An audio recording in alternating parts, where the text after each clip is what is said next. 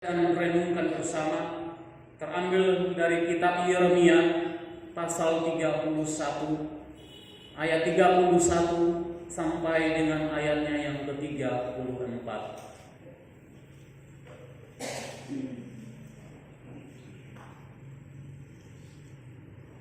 Kitab Yeremia pasal 31 ayat 31 sampai dengan ayatnya yang ke-34 yang berkata demikian. Sesungguhnya akan datang waktunya, demikianlah firman Tuhan.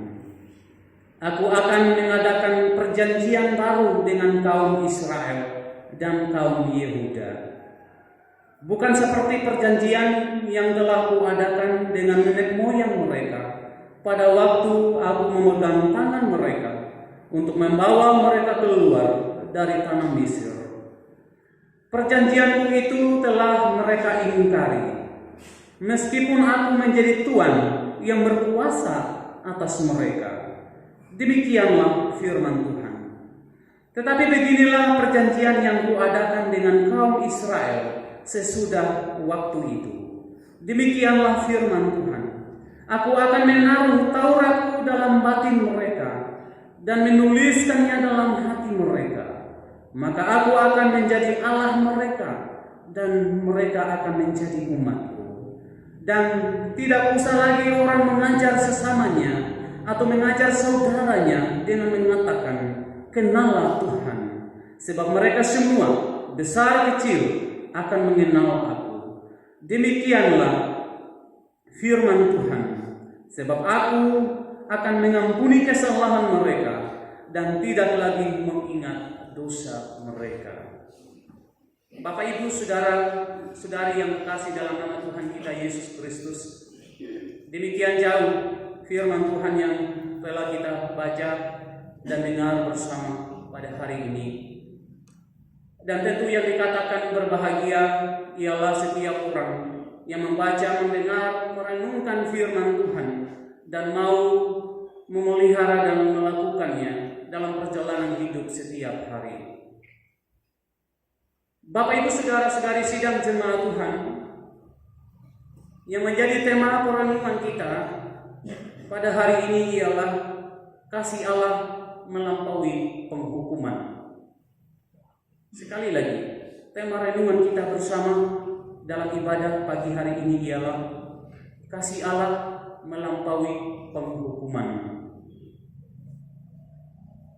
Bapak, Ibu, saudara-saudara yang terkasih, kita bersyukur secara bersama-sama ketika kita boleh menikmati hari yang baru, di hari yang Tuhan kuduskan untuk kita beribadah bersama-sama di bait kudusnya. Sehingga sebagai orang yang percaya, kita boleh mengambil bagian dalam ibadah pagi hari ini. Terlepas kita berada dalam situasi yang mencekam, kita berada dalam beban pergumulan, bahkan ikatan dosa yang senantiasa membelenggu hidup kita. Tetapi kita masih menyatakan kesetiaan kita untuk tetap beribadah pada pagi hari ini. Sehingga oleh karena itu, Bapak, Ibu, saudara-saudara, di awal perenungan ini ada beberapa hal yang perlu kita lihat secara bersama-sama. Sesungguhnya apa yang Bapak, Ibu, saudara-saudari rasakan ketika Bapak, Ibu, saudara-saudari telah mengampuni kesalahan seseorang, lalu kesalahan yang sama diulangi kembali oleh orang yang sama kepada diri kita, kepada Bapak, Ibu, saudara-saudara yang terkasih. Apa yang Bapak, Ibu, saudara-saudari rasakan? Tentu ada perasaan jengkel, kecewa, marah, dan mungkin memutuskan untuk tidak memberikan pengampunan kembali, tidak memberikan maaf kepada orang itu. Apalagi sudah sampai pada batas kesabaran kita sebagai manusia. Oh, dia saja yang datang buat salah. Saya suka kasih maaf, dia ulang lagi, kasih maaf, ulang lagi. Saya juga manusia ini. Dan bisa jadi Seperti yang saya katakan tadi bahwa ada rasa jengkel, rasa marah, kecewa, dan bisa jadi kita memutuskan untuk tidak memberikan pengampunan terhadap orang itu. Jika kita menjadi demikian marah, jengkel terhadap kesalahan seseorang yang diulang kembali, bagaimana dengan Allah yang telah mengampuni kesalahan dan dosa kita? Tetapi kita mengulangi kesalahan atau dosa yang sama di hadapannya. Pernahkah kita berefleksi seperti demikian dalam kehidupan kita sekarang ini?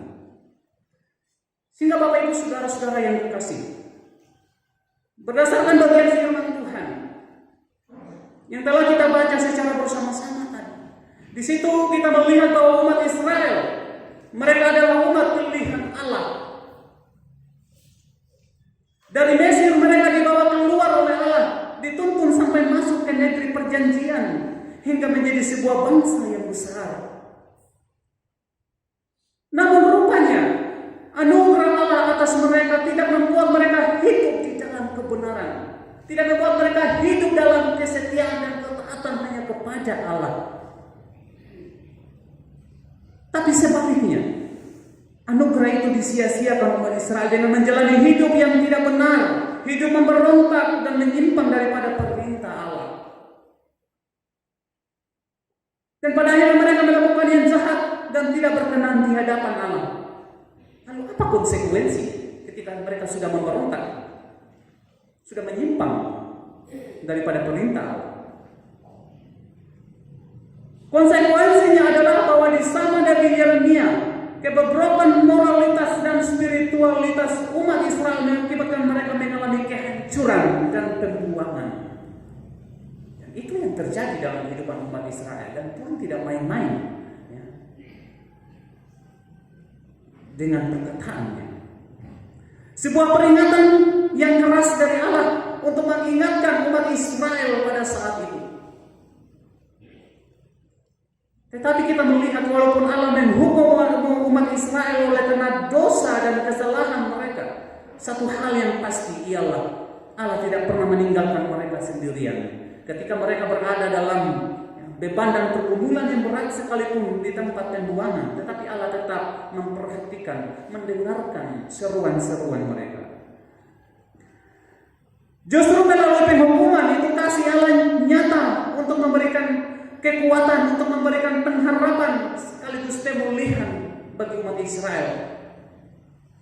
Allah setia menggenapi perjanjiannya dengan umatnya.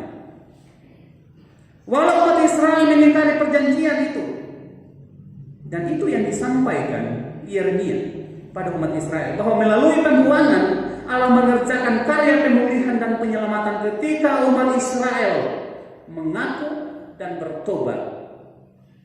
Bapak Ibu saudara-saudara yang dikasihi dalam Tuhan Yesus Kristus, karya pemulihan Allah nyata melalui beberapa hal. Dan hal yang pertama yang kita lihat ialah perjanjian Allah, perjanjian baru Allah dan umat Israel pasca pembuangan. Sebagaimana yang dinyatakan pada ayatnya yang ke-31.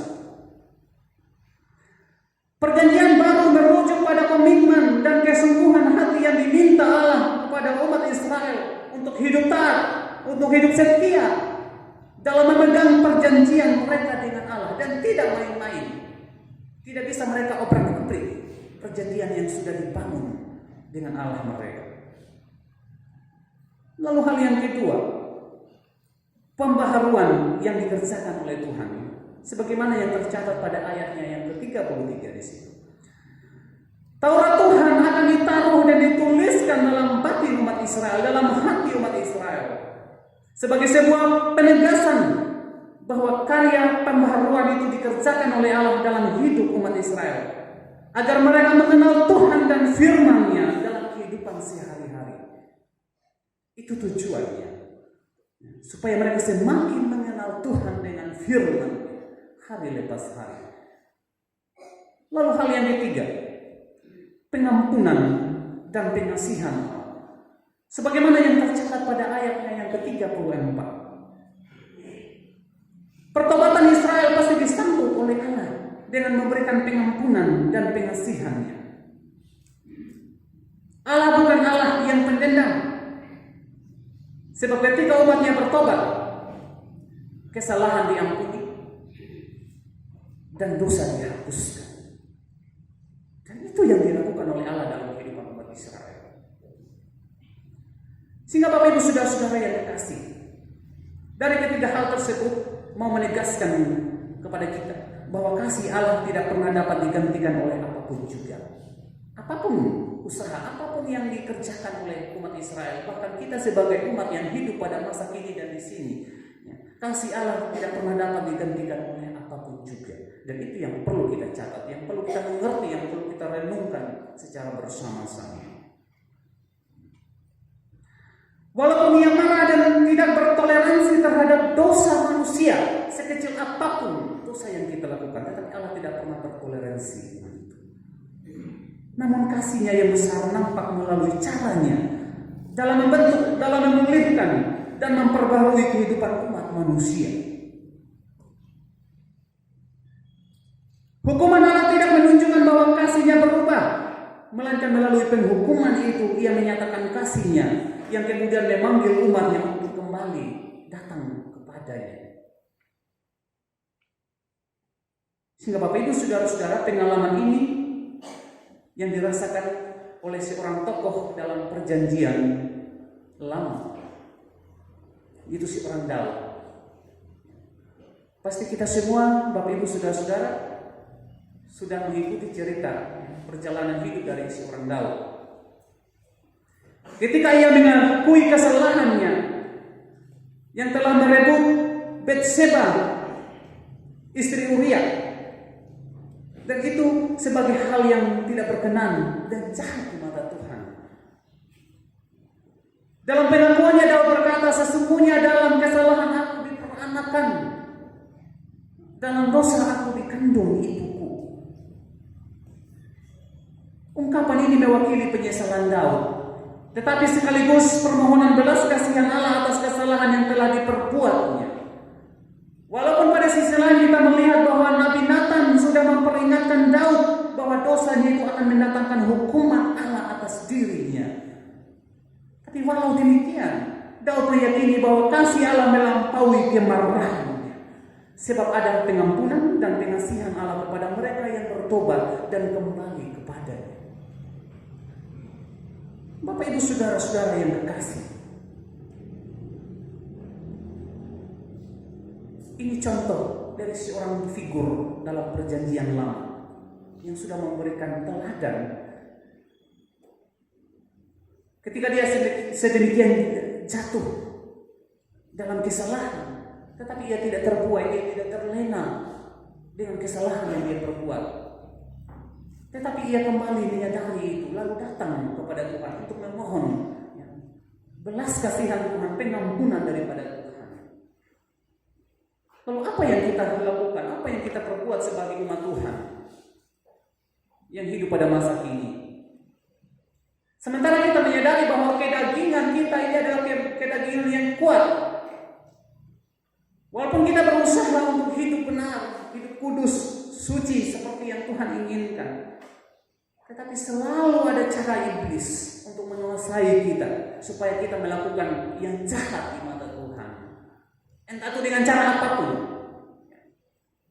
Dengan cara apapun. Kita sadar bahwa kita tidak bisa melepaskan diri dari ikatan dosa itu.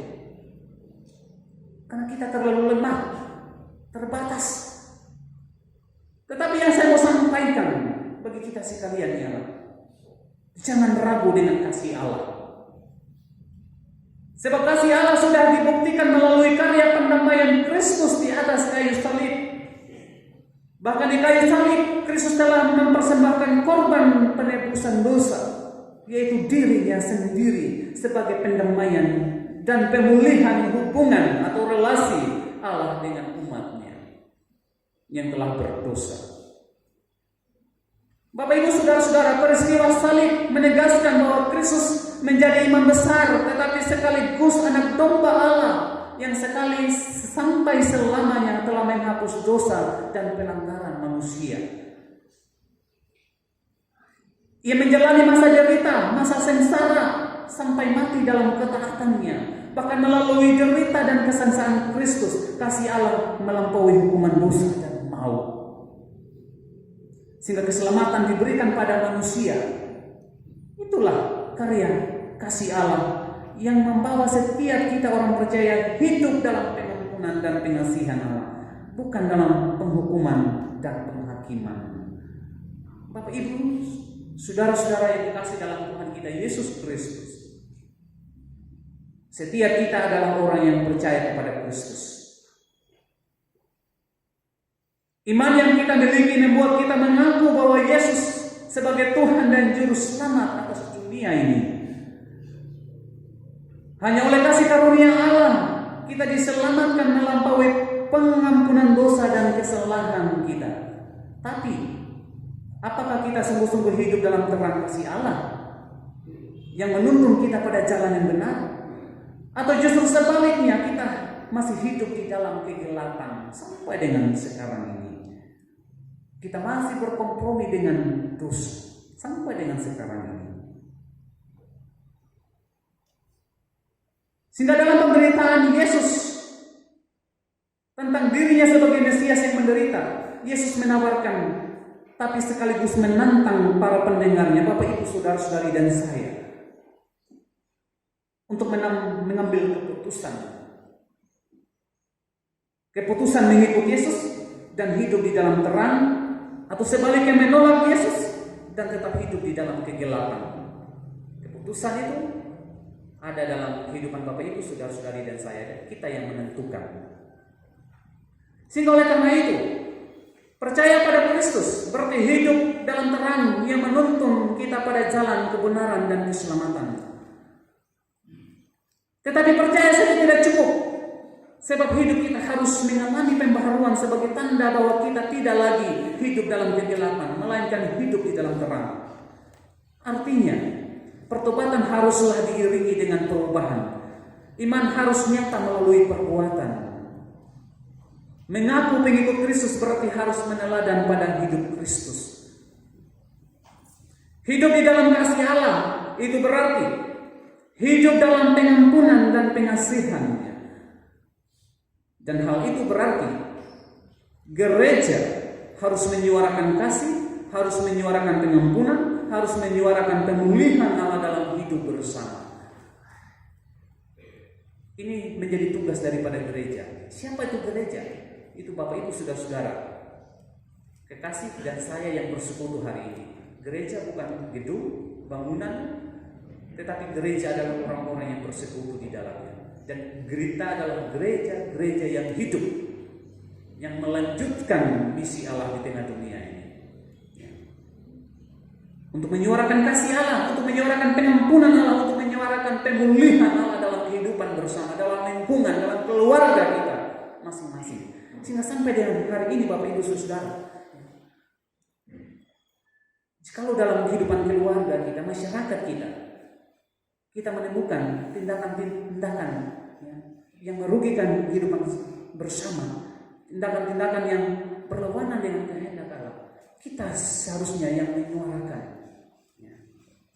yang memberikan teladan Kristus untuk menerangi kehidupan mereka. Bukan sebaliknya, ketika orang sudah berbuat jahat, kita justru malah ikutan-ikutan di dalam. Bagaimana mungkin kita memberikan contoh yang baik dalam kehidupan bermasyarakat, dalam keluarga kita, dalam jemaat, jikalau kita sendiri yang menjadi pelaku-pelakunya. Sehingga Bapak Ibu saudara-saudara yang dikasihi dalam Yesus Kristus, sebab kasih Allah telah melampaui penghukuman, sehingga melalui kasih-Nya setiap kita kini beroleh kehidupan. Sehingga Bapak Ibu saudara-saudara yang dikasihi, ketika kita sudah melakukan sesuatu yang tidak berkenan di hadapan Tuhan, mari kita datang kepadanya. Ketika dosa telah membelenggu hidup kita, dan kita sebagai manusia tidak memiliki kuasa untuk melepaskan diri kita dari ikatan dosa, tidak ada cara lain yang kita lakukan selain kita berpaling kepada Sang Hidup. Sebagaimana tema secara umum dalam perayaan Paskah yang telah ditetapkan oleh PGI, berpaling kepada Sang Hidup.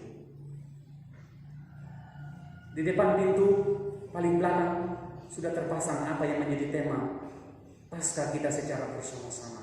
Kalau Bapak Ibu, saudara-saudara keluar, Ibu bisa menengadah ke atas dan Bapak Ibu bisa membaca tema itu. Bukan hanya dosa, karena beratnya dosa, lalu kita datang kepada Tuhan, tolong ampuni. Tapi dalam beban pergumulan lainnya, ketakutan dan kekhawatiran, apalagi dalam masa-masa pandemi, seringkali bayang-bayang ketakutan dan kekhawatiran itu datang menghantui hidup kita. Apa yang kita lakukan sebagai manusia? Tidak ada cara lain selain kita berpaling kepada Sang Hidup, datang kepada Sang Hidup itu. Maka saya yakin dan percaya, apa yang menjadi ketakutan kita akan Tuhan gantikan dengan kekuatan, dengan semangat yang baru, dengan pengharapan yang baru untuk tetap menatap kepadanya. Oleh karena itu Bapak Ibu saudara-saudara yang terkasih, selamat menjalani minggu Prapaskah yang keempat. Kiranya firman Tuhan akan terus menuntun dan menaungi kehidupan kita. Amin.